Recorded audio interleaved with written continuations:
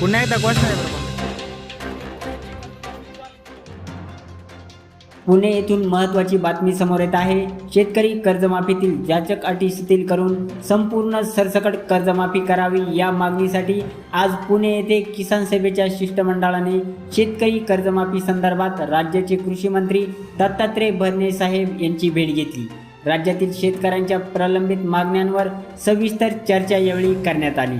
या भेटीदरम्यान डॉक्टर अजित नवले, अजित अभयंकर, उमेश देशमुख, अमोल वाघमारे यांच्यासह किसान सभेचे अनेक प्रमुख पदाधिकारी उपस्थित होते.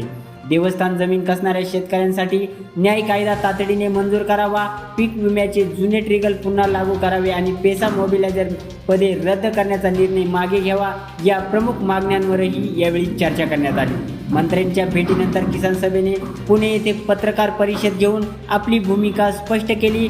कृषी मंत्र्यांनी मुख्यमंत्र्यांकडे पाठपुरावा करण्याचे आश्वासन दिले असले तरी सरकारने मागण्यांची दखल न घेतल्यास तीव्र राज्यव्यापी आंदोलन छेडण्याचा इशारा किसान सभेने यावेळी दिला आहे. पाहत रहा जनसंवाद. धन्यवाद.